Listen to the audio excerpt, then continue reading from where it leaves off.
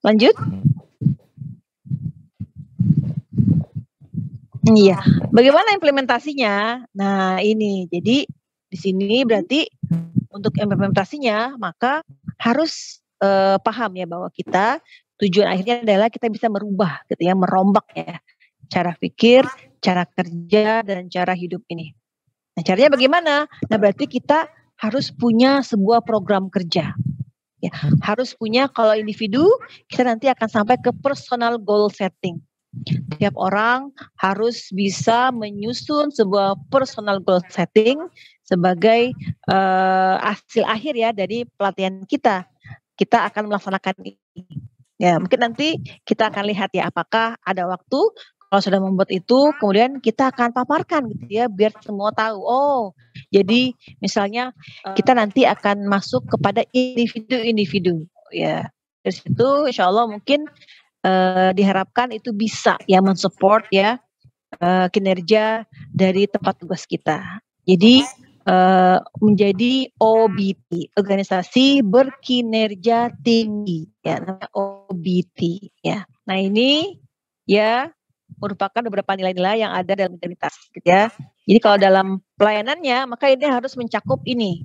Kalau untuk integritas maka kepastian waktu dan biaya ya, layanan nilai-nilai ya dalam revolusi mental. Ada integritas, ada etos kerja gitu ya, ada gotong. Nah ini semua Bapak Ibu silakan bisa dibaca. Ini sudah saya berikan ya di LMS. Dan lanjut berikutnya Bapak Ibu sekalian.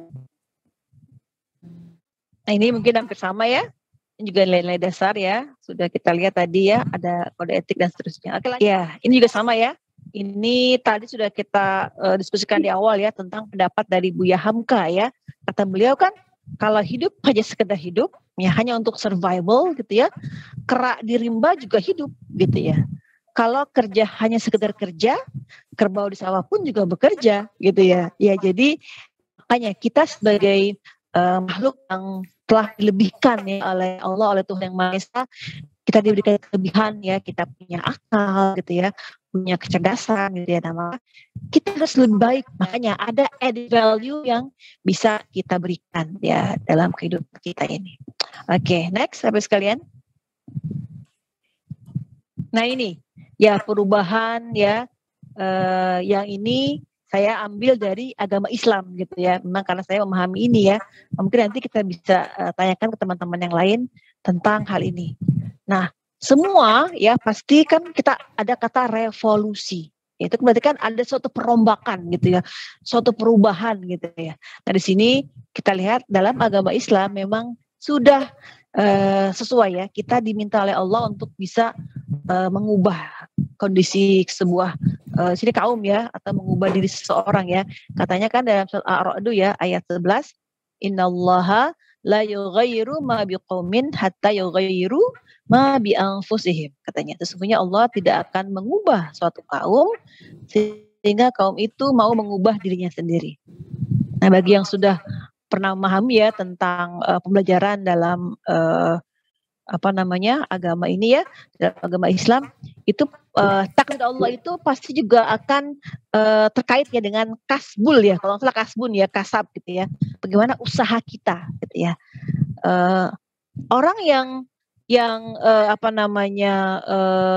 misalnya mengatakan dirinya bodoh gitu ya, nah berarti dia hanya menerima ya kondisi itu, dia nggak mau mengubah dirinya. Kalau ketika dia sadar, dia tahu ya bahwa dia itu mempunyai kekurangan, so harusnya dia mengubah. Oh, saya nggak mau seperti ini. Saya nggak mau sama dengan yang lain yang tidak sekolah gitu, atau tidak belajar.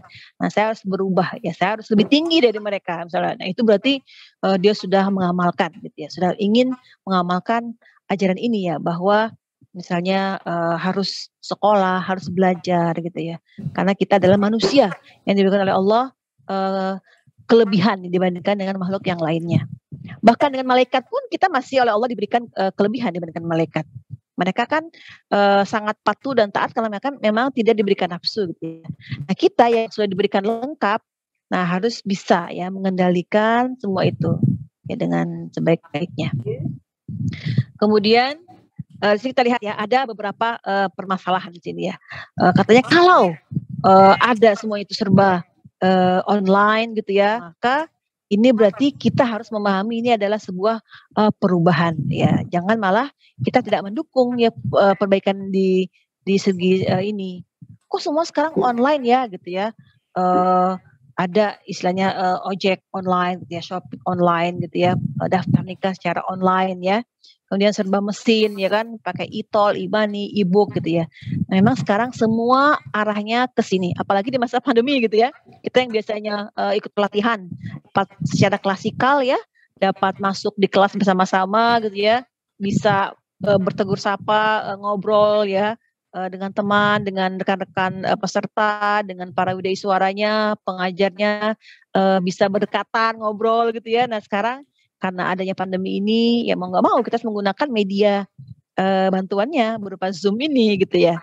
Nah dengan demikian maka kita tidak bisa lagi ya menolak keberadaan teknologi atau media seperti ini. Jadi memang sudah sebuah keniscayaan bahwa kita harus menuju ke suatu masa di mana kita menggunakan atau berteman ya dengan media, dengan teknologi.